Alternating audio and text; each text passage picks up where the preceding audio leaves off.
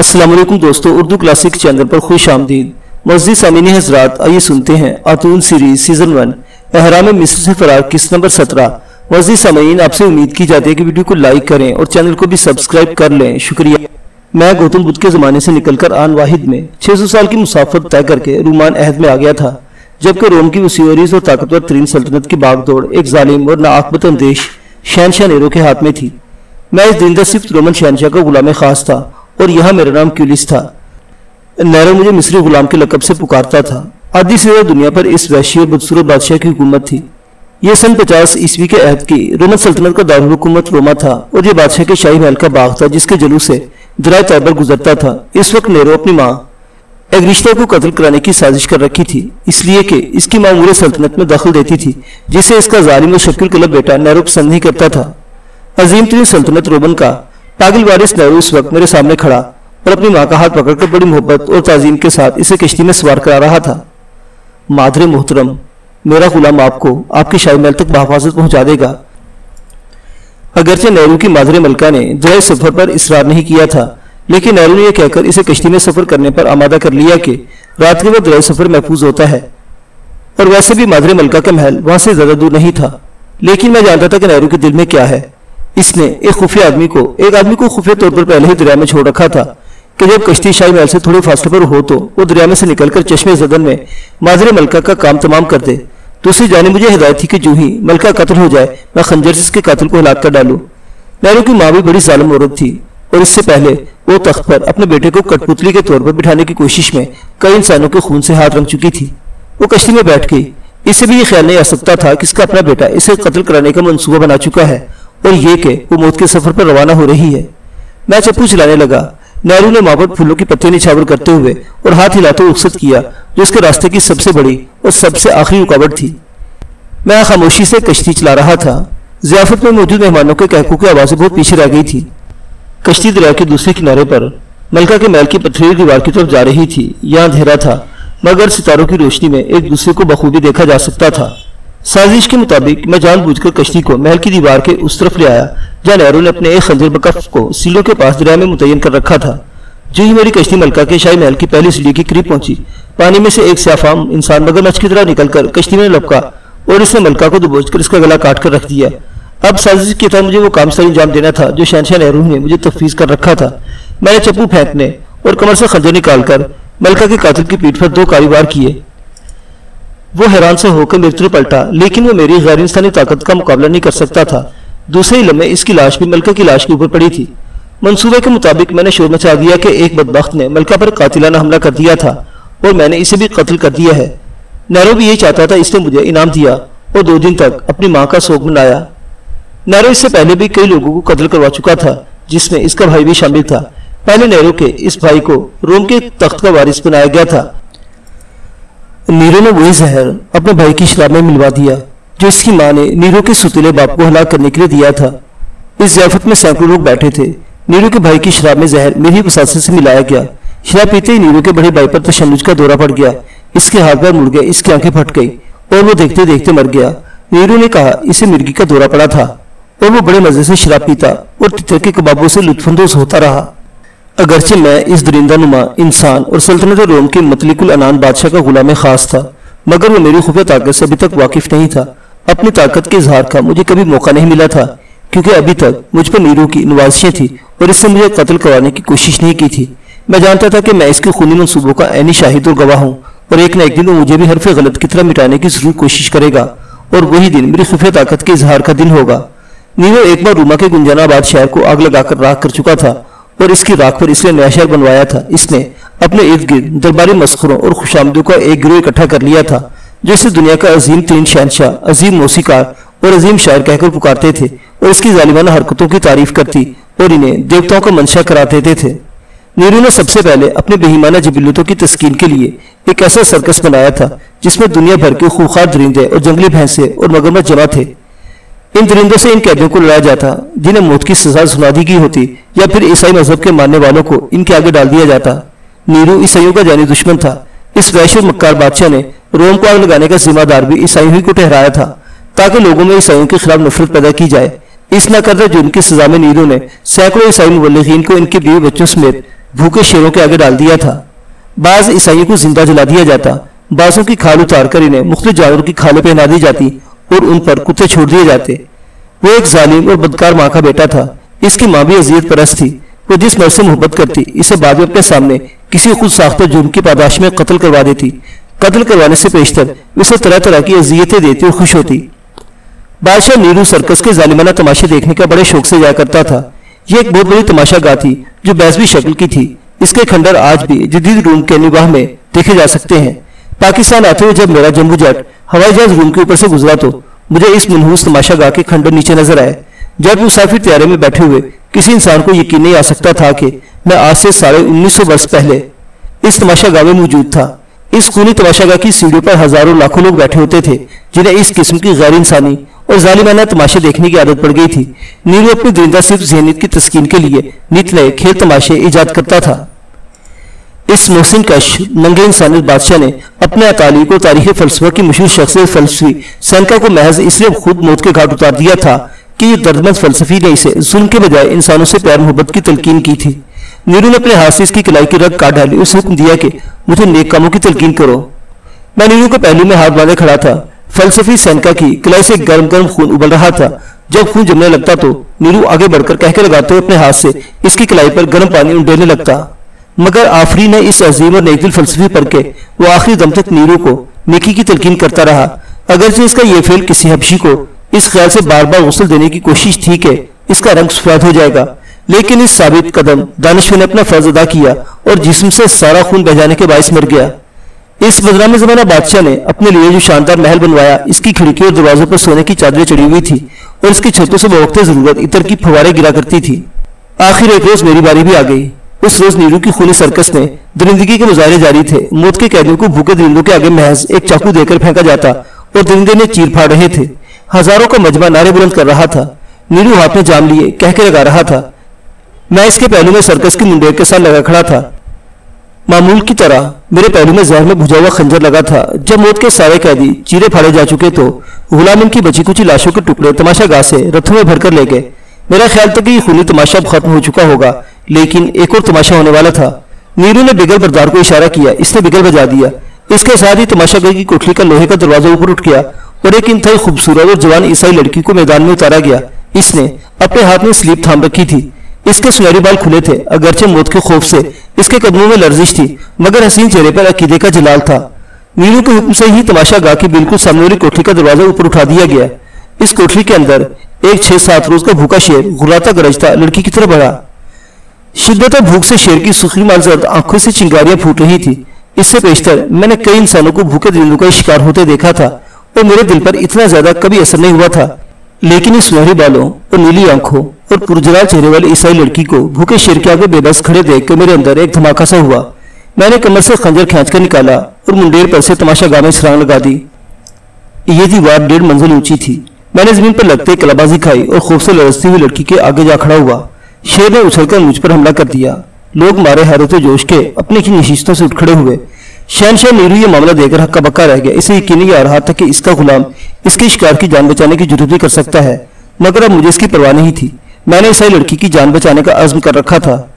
جو ہی شیر نے مجھ پر چھلانگ لگائی، میں نے ایک آسیس کا جٹا دھاری سر پکڑ کر خنجر سے اس کا پیٹ چاک کر دیا۔ شیر کی انتڑیاں باہر نکل آئی۔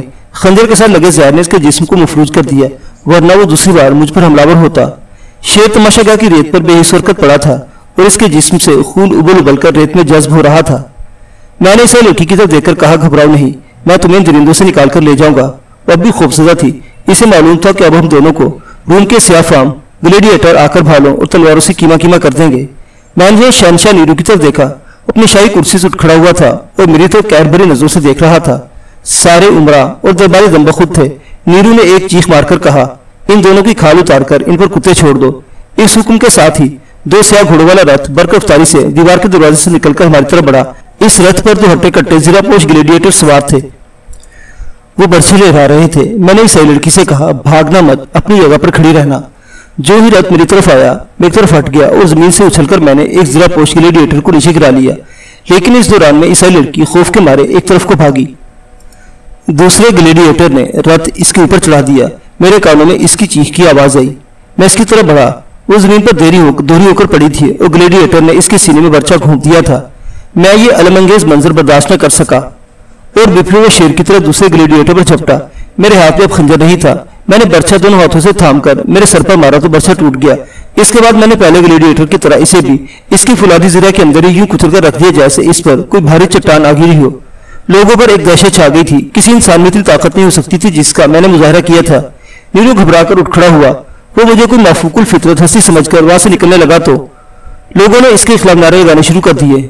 अवाम पहले ही इसके मुजाहिद से तंग आ चुके थे। अब उन्होंने मेरी ताकत के मुजाहरे को आसमानी मोजा समझा और नीरू के खिलाफ बगावत कर दी। तमाशा गाह में एक हंगामा बपा हो गया। नीरू के मुहाफिज इसे तलवारों की छाव में निकालकर महर की तरफ भाग गए। मेरे सामने सुनहरी बालों और नीली आंखों वाली पुरजलाल ईसाई लड़की की कुचली हुई लाश पड़ी थी। मैंने इसकी लाश को उठाया और रथ में रखकर तमाशा गाह से बाहर निकल आया। लोग मुझे कोई देवता समझकर नारे लगा रहे थे, मगर मैं इनके दरमियान से निकलकर शहर की बड़ी सड़क पर से होता हुआ रूमा के कदीमी कब्रिस्तान में आ गया। मैं ईसाई लड़की को इज्जत और एहतराम के साथ दफन करना चाहता था। मेरा दिल गम से बोझल था। मेरे साथ गोया आसमान पर झुके हुए बादल भी गमज़दा थे और हल्की बूंदाबांदी के साथ अपने आंसू का नजराना पेश कर रहे थे। मैंने सलूबर के एक घने दरख्त के नीचे ईसाई लड़की के लिए कब्र खोदी और इसे दफन करने के बाद वही स्लीप इसकी कब्र के सिरहाने लगा दी थी जिसे तमाशा गाह में दाखिल होते वक्त हाथों में थाम रखी थी। शहर में वापस आया तो वहां बगावत हो चुकी थी। लोगों ने शाही महल पर धावा बोलकर जगह जगह आग लगा दी थी। इसी रोज शाम के वक्त तारीख के बदनाम तरीन और दरिंदा सिर्फ बादशाह नीरू को कत्ल कर दिया गया। बाद में मुझे जिन वाकयात का इल्म हुआ वो यूं के जब शाही महल पर हमला हुआ तो नीरू मुंह सर ढांप कर खुफिया रास्ते से महल से भागा। लोग इसे तलाश कर रहे थे। वो शहर से दूर अपने एक वफादार गुलाम के घर में जा छुपा, लेकिन बिफरे लोग यहाँ भी पहुंच गए। नीरू ने अपने गुलाम से कहा कि यहाँ मेरे लिए कब्र खोदो। फिर नीरू ने खंजर निकालकर खुदकुशी करना चाही, मगर हौसला न हुआ और डर गया। वो दीवार के साथ लग गया, खंजर की नोक अपने पेट पर रखी और गुलाम से कहा कि वो इस खंजर को उसके पेट में घोंप दे। गुलाम ने ऐसा ही किया। नीरू पेट पर हाथ रखकर लड़खड़ाता हुआ गिर पड़ा। इतने में लोग तलवारें और बरछे लहराते हुए अंदर आ गए। उन्होंने नीम जान नीरू पर वार करने शुरू कर दिए। नीरू के होंठों से जो आखिरी जुमला निकला वो ये था कि आज एक फनकार दुनिया से उठ रहा है, काश ऐसे फनकार दुनिया में कभी पैदा न हो।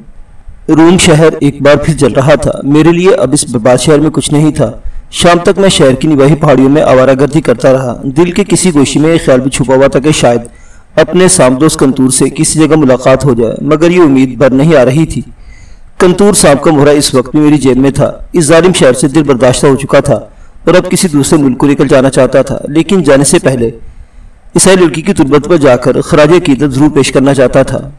रात हो चुकी थी कि मैंने रूमा के कदीम कब्रिस्तान की तरफ रुख किया। बूंदाबांदी अब नहीं हो रही थी, लेकिन आसमान बादलों से तीरों तार था और कोहर आलूद हवा चल रही थी।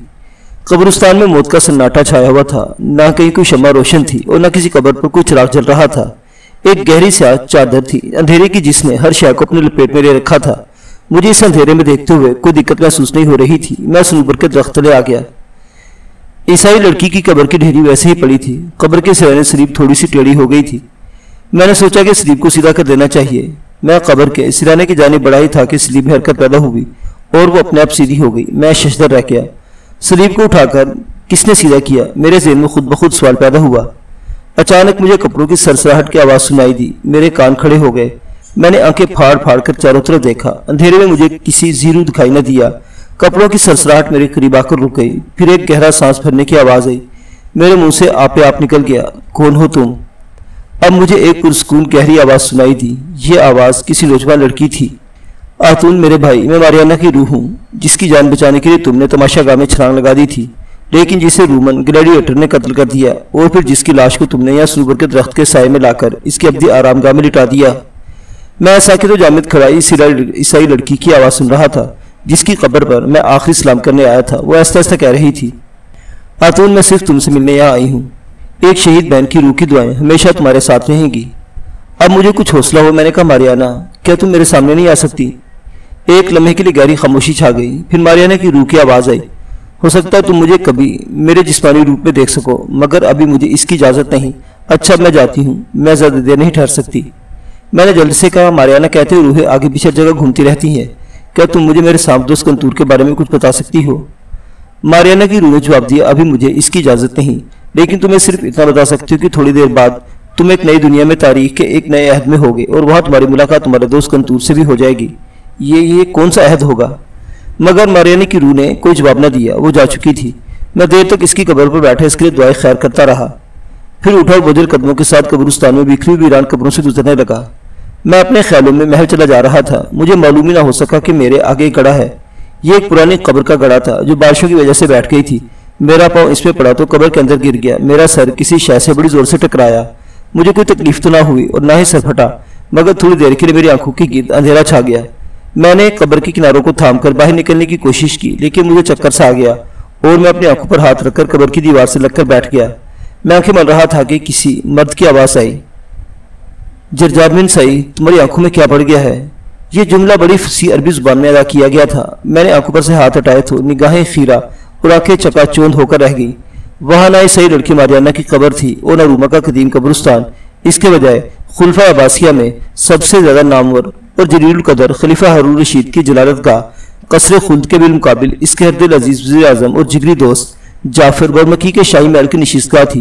ریشمی قالینوں کے فرش پر تبرستان و خراسان کے منقش تخت بچھے ہیں، عالی شان اطلسی مسندیں لگی ہیں، مرمری ستونوں کے ساتھ ملک شام کے ریشمی پردے لٹکے ہیں، حلب کے فانوسوں میں کافوری شمع روشن ہے۔ جعفر برمکی مسند شاہی پر کر و فر کے ساتھ جلوہ افروز تھا۔ دمشق و فارس اور ہند کی کنیزیں محو رقص ہیں۔ بغداد کے مشہور و معروف نابینا گویے ابو زکار نے رباب پر ایک دلنشین نغمہ چھیڑ رکھا ہے۔ ندیم اور خواص حاضر ہیں۔ میں بھی خلفۂ عباسیہ کے عہد کے لباس میں ملبوس جعفر برمکی کے پہلو میں قدرے فاصلے پر بیٹھا اپنی آنکھوں کو مل رہا ہوں۔ میں نے جلدی سے کہا، کبھی کبھی آل برمک کے شان و شکوہ کو دیکھ کر آنکھیں ملنے لگتا ہوں کہ کہیں میں خواب تو نہیں دیکھ رہا۔ جعفر برمکی مسکرا دیا اور کنیز کی جانب پیالہ بڑھایا جس نے اسے مشروب سے بھر دیا۔ حسب معمول میرے ذہن کے کمپیوٹر نے کام شروع کر دیا تھا۔ مجھ پر میری نئی حیثیت کی شناخت واضح ہو چکی تھی۔ یہ آل عباسی کے مقتدر خلیفہ ہارون رشید کا دور تھا۔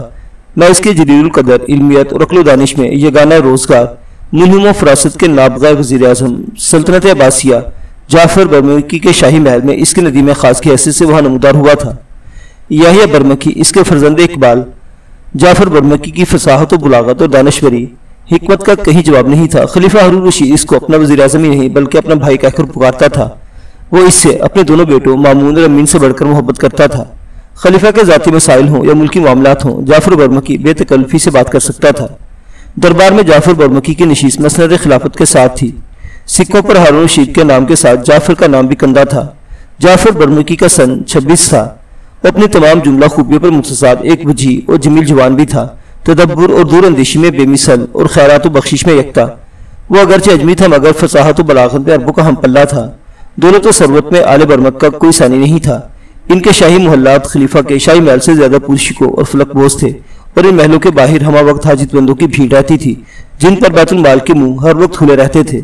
شاعر آل برمک کی مدح سرائی میں زمین و آسمان کے کلابے ملا دیتے تھے۔ جس وقت میں جرجان بن سعی کے نام سے جعفر برمکی کے ندیم خاص کی حیثیت سے اس کے شاہی محل میں نمودار ہوا تو آل عباس کی سلطنت پر آل برمک کے پنجوں کی گرفت مضبوط تر ہو چکی تھی اور خلیفہ ہارون رشید سلطنت عباسیہ کو اس خیرہ کن اجمی فتنے سے ہمیشہ کے لیے پاک کر دینے کے بارے میں سنجیدگی سے غور کرنے لگا تھا۔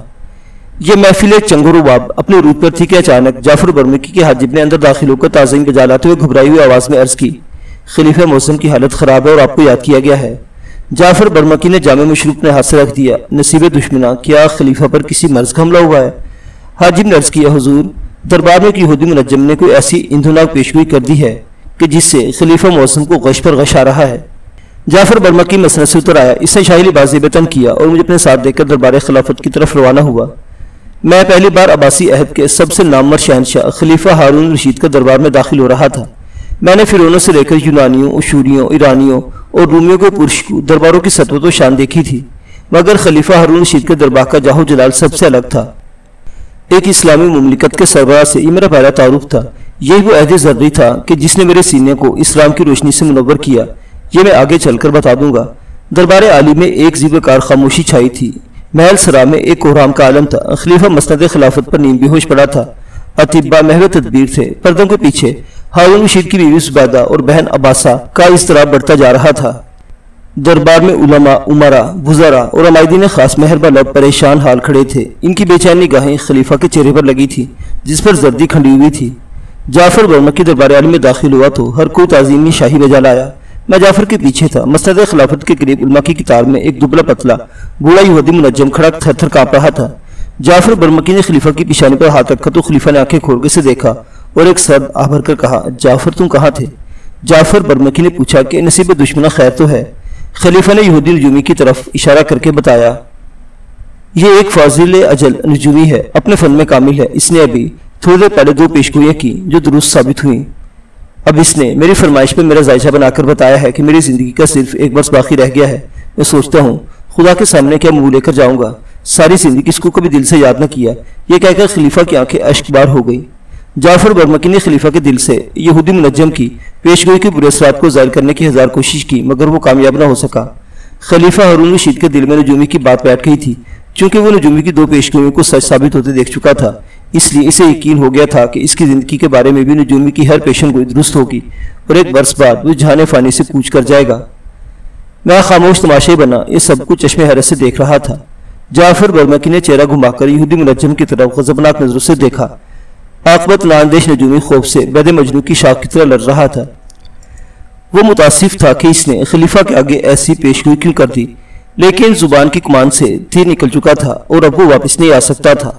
معزز سامعین حضرات، تاریخ کے مسافر کی یہ داستان ابھی جاری ہے، بقیہ واقعات اگلی قسط میں دیکھتے رہیے اردو کلاسک۔ اللہ حافظ۔